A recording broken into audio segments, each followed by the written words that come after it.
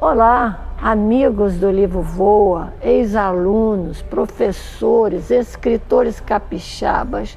Muito obrigada ao IAT, obrigada a todos vocês aqui presentes, sempre me dando força e estímulo para continuar a tarefa. Sou escritora capixaba, idealizadora da Feira Literária Capixaba, e logo em seguida a gente criou o Livro Voa, cujo objetivo é colocar na mídia os escritores capixabas, seus livros, os artistas de um modo geral, porque eu sempre digo que a literatura permeia todas as artes. Gostaria de rapidamente falar de dois livros meus que são de muito amor e muito carinho que eu tenho. Um é o Barão de Piracanga, é um livro que está sendo muito aceito pelas escolas. É a história de um cachorrinho que a gente adotou, vive na minha família ainda. Ele é o Barão de Piracanga porque foi encontrado filhotinho na praia de Piracanga. É um livro muito legal, que todos gostam, a gente até presenteia muitas vezes porque as crianças que veem se encantam, tanto pelo livro como pelo Barão. Outro livro que também é ficção e realidade. É Caminhos de Purumé. É um livro também muito querido e que eu vou lançar a continuação da história dele. É a história de um catador de papel das ruas de Vitória. Ele chegou a Vitória sem saber quem era, desmemoriado, e passa a viver nas ruas de Vitória, olhando o que Vitória tem de bonito, descrevendo os pontos turísticos de Vitória. E agora eu vou escrever a segunda parte, quando Purumé recupera a memória e descobre e fala de onde ele é. E aí a história começa assim. Muito obrigada, e eu gostaria nessa edição do Livro Voa, que é a nossa intenção é literatura, porque considero a literatura muito importante para a formação do cidadão, conversar com Vanessa, uma grande amiga, professora. Se fosse olhar todo o currículo também de Vanessa, a gente ia ficar a tarde toda lendo todas as coisas boas que ela fez e conhece. Vanessa, muito bom para mim estar com você. Prazer, Regina. Gostaria que vocês falassem com os nossos leitores e ouvintes, o que você pensa da leitura, o que você está fazendo no seu trabalho, já que você é psicopedagoga. Então, deve ter muita coisa boa para falar com a gente. Nós temos sim. A minha trajetória acadêmica exigiu de mim muita leitura, né? Então, hoje, como eu trabalho com crianças e adolescentes com dificuldades de aprendizagem, com transtornos de aprendizagem, ou com falta de motivação para a aprendizagem, o meu carro-chefe é sempre a literatura. A literatura consegue fazer com que, como você diz, né, o projeto, o livro voa, as pessoas avançam, dá lugar à criatividade, melhora a autoestima, quando a criança começa a produzir os próprios textos, porque eu produzo textos com essas crianças, com esses adolescentes, para tudo. Então a literatura, ela sempre fez parte do meu trajeto. Ainda eu me recordo, o primeiro poema que eu li foi Gesso, Manuel Bandeira. Eu tinha uns 13 anos e me encantei, né? Aquela estatuazinha de gesso quando nova. E aí eu fui, vou-me embora para Passárgada. Então Manuel Bandeira foi minha primeira grande paixão.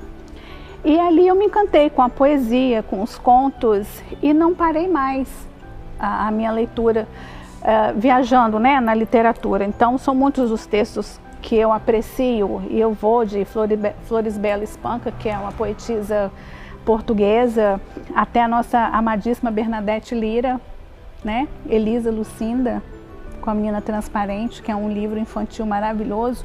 Então, todos esses livros, quando eu comecei a atuar na área clínica, eu sou pedagoga, minha primeira formação, e quando eu comecei a atuar na área clínica, eu trouxe comigo esses livros.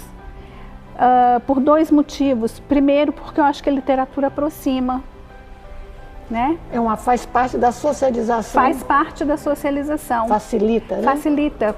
Não importa a faixa etária. Eu trabalho com crianças de 2 anos e meio, trabalho com idosos.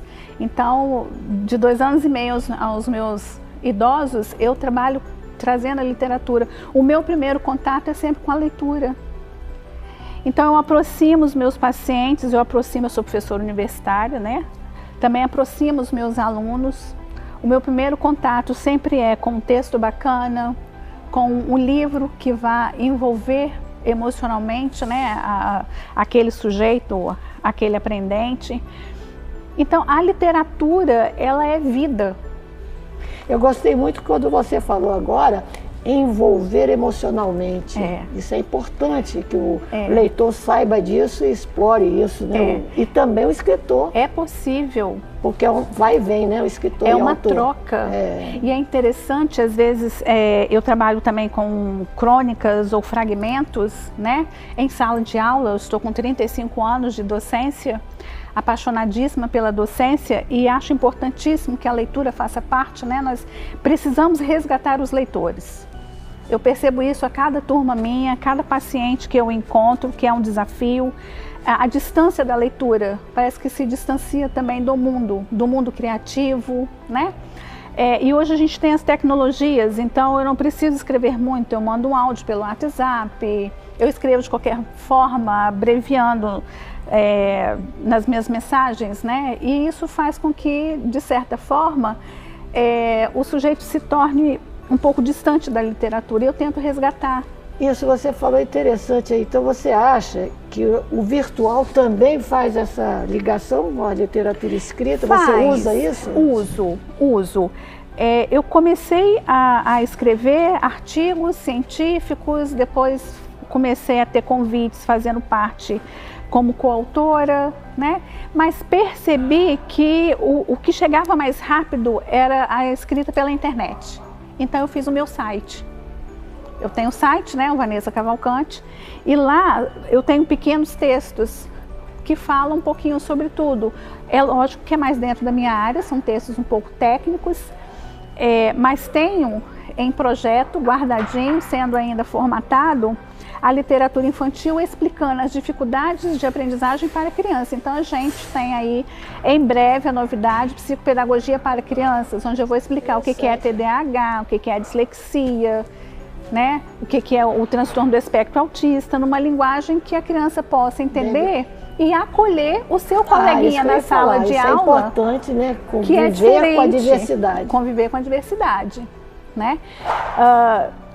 Então, assim, a gente tem, é até difícil resumir tudo, né, em um programa só, mas nós temos aí várias possibilidades de trabalho efetivo por meio da literatura e é encantador. Quando você pega, por exemplo, um adolescente que tem dificuldade e não foi alfabetizado ainda, e ele se alfabetiza e o meu recurso é a poesia, no final ele está produzindo a própria poesia, falando da própria dificuldade. Então ele tem um enfrentamento com a dificuldade dele por meio da própria escrita, né? Isso é muito bom que você falou, a gente ficaria a tarde toda aí, mas verdade. Mostrar aí, a gente vai fazer outros encontros. Vamos fazer outros encontros. Para discutir mais e clarear melhor para nós todo esse seu trabalho que é muito importante, né?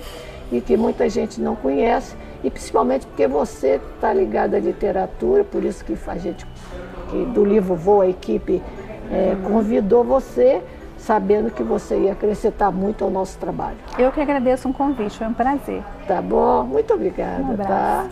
Um grande abraço e sempre encontrando. Tivemos sucesso com todos os nossos entrevistados. Eu assisti. Muito bom, né? Parabéns. Excelente. Obrigada a todos.